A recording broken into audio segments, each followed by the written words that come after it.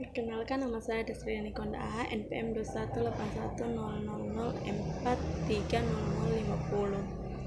Saya akan membahas materi tentang proses pembentukan identitas kebudayaan Indonesia. Di masa lalu, kebudayaan nasional digambarkan sebagai puncak-puncak kebudayaan di daerah-daerah dan di seluruh Indonesia.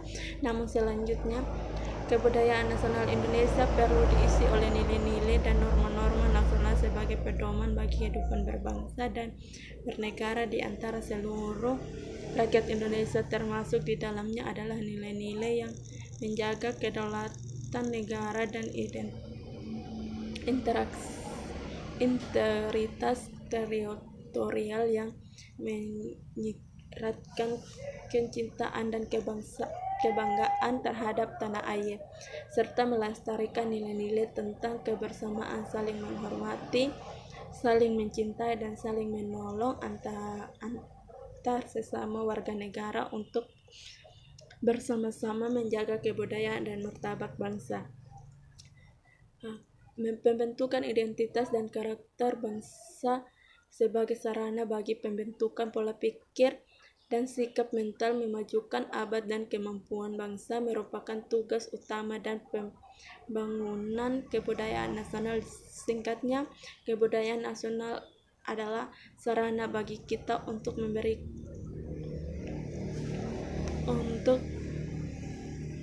dilakukan dalam berbagai wacana mengenai pembentukan kebudayaan nasional dan mengembangkan kebudayaan nasional. Namun strategi kebudayaan nasional untuk menjawab wawasan tersebut belum banyak yang dikemukakan dan dirancangkan selama lebih dari setengah abad usia negara kita, termasuk dalam kongres-kongres kebudayaan yang lalu.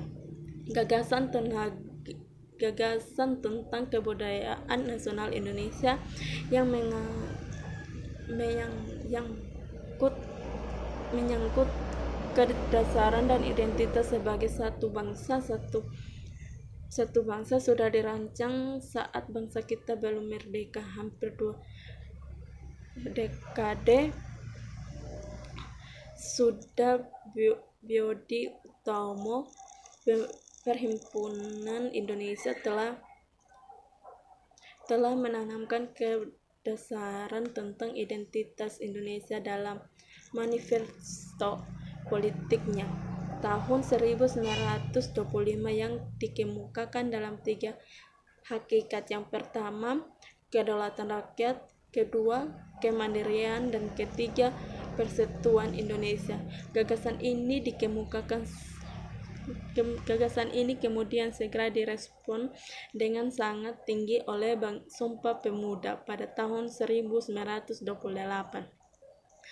Ini akan membatasi diri pada 2 hal pokok yang menurut hemat penulis perlu menjadi titik tolak utama dalam pembentukan kebudayaan nasional, yaitu yang pertama, identitas nasional dan kesadaran nasional.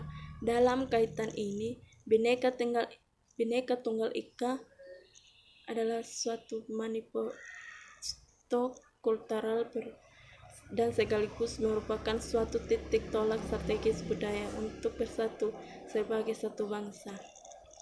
Di masa awal Indonesia merdeka, identitas nasional ditandai oleh bentuk fisik dan kemudian kebijakan umum bagi seluruh rakyat Indonesia. Di antaranya adalah penghormatan terhadap Sang Saka Merah Putih, Lagu Kebangsaan Indonesia Raya, Bangsa Nasional, pembentukan TKR, yang kemudian pembentukan TNI, PNS, sistem pendidikan nasional, sistem hukum nasional, sistem perekonomian nasional, sistem pemerintah, dan sistem birokrasi nasional. Di pihak lain, kedasaran nasional dipupuk dengan menanamkan gagasan nasionalisme dan patriotisme. Kesadaran nasional selanjutnya menjadi dasar dan keyakinan yang akan perlunya memelihara dan mengembangkan harga diri bangsa. harkat dan martabat bangsa sebagai perjuangan mencapai peradaban, sebagai upaya pelepasan bangsa dan subordinasi ketergantungannya, ketundukannya, dan keterhinaan terhadap bangsa asing atau kekuatan asing.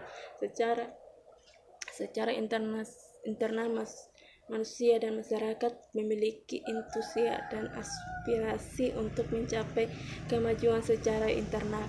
Pengaruh dari luar selalu mendorong masyarakat yang nilai statis